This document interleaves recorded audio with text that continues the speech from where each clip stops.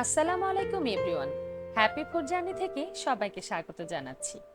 আজ আমি হাজির হয়েছি অসম্ভব মজার একটি হাঁসের মাংস রেসিপি নিয়ে। হাঁসের মাংস এভাবে আমি যতবার রান্না করেছি ততবারই আমার হাঁড়ির ভাত শেষ হয়ে গেছে এক নিমেষে। এটা এতটা মজার, তাই দেরি না করে চলুন শুরু করা যাক।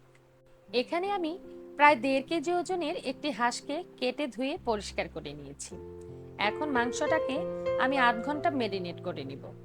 এজন্য প্রথমে এতে দিব হাফ চা চামচ লবণ, হাফ চা চামচ হলুদ গুঁড়ো, হাফ চা চামচ মরিচ গুঁড়ো, হাফ চা চামচ রসুন বাটা, 1 চা চামচ আদা বাটা দিয়ে ভালো করে হাত দিয়ে মেখে রেখে দেব।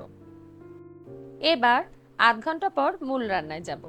এখানে কড়াইতে 1 টেবিল চামচ সাদা তেল দিয়ে দিব।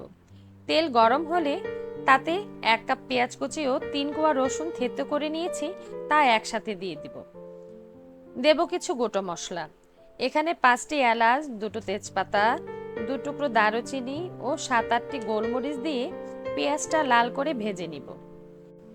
এবার তাতে সামান্য পানি দিয়ে দিব 2 চা চামচ আদা বাটা, 1 চা চামচ রসুন বাটা, 1 চা চামচ জিরা বাটা দিয়ে একটু মিশিয়ে নিব।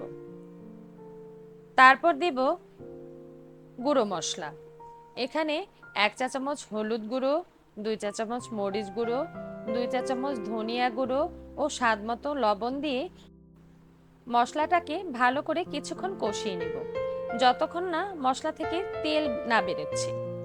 এখানে মরিচটা যার যার স্বাদ মতো দিবেন, তবে হাঁসের মাংস একটু ঝালঝাল খেতে বেশি ভালো লাগে। এবার দিয়ে দিব মেরিনেট করা হাঁসের মাংস দিয়ে কিছুক্ষণ কষিয়ে নিব। তারপর মাংসর বাটিতে 1 কাপ মতো পানি দিয়ে ধুয়ে সেই পানিটুকু মাংসের মধ্যে দিয়ে দিব। তারপর হাই হিটে একটি বলক তুলে তারপর মাঝারি লো আঁচে এটাকে 20-25 মিনিট রান্না করে নিব। তারপর দিব আস্ত 2টো বড় রসুন, এটা উপরের খোসা ছাড়িয়ে পরিষ্কার করে নিয়েছি। এবার একটু নাড়িয়ে ঢাকনা দিয়ে আবারও মাঝারি লো আঁচে 20 মিনিট রান্না করে নিব। এখানে মশলা লো আঁচে রান্না করার ফলে মাংস থেকে যে পানি বেরিয়ে এসেছে সেই পানিতেই পুরো মাংসটা আমার হয়ে গেছে, বাড়তি পানির আর প্রয়োজন হবে না। এবার ঝোলটা যখন একটু মাখা মাখা হয়ে আসবে তখনই আমার রান্না ডান। দেখুন কতটা লোভনীয় হয়েছে। এবার সার্ভ করে দেখাচ্ছি। এটা এমন একটা রেসিপি যতই খাই না কেন পেট ভরবে তো মন ভরবে না, সত্যিই অসাধারণ। তাই একবার হলেও আপনারা বাসায় ট্রাই করে দেখবেন, আর তৈরি করলে নিজেই বুঝতে পারবেন এটা কতটা সুস্বাদু। সবাইকে অসংখ্য ধন্যবাদ পুরো ভিডিওটা দেখবার জন্য। সবাই ভালো থাকবেন, সুস্থ থাকবেন। লাইক, কমেন্ট, শেয়ার ও সাবস্ক্রাইব করে আমার পাশে থাকবেন। আজকের মতো এখানেই বিদায় নিচ্ছি। আল্লাহ হাফেজ।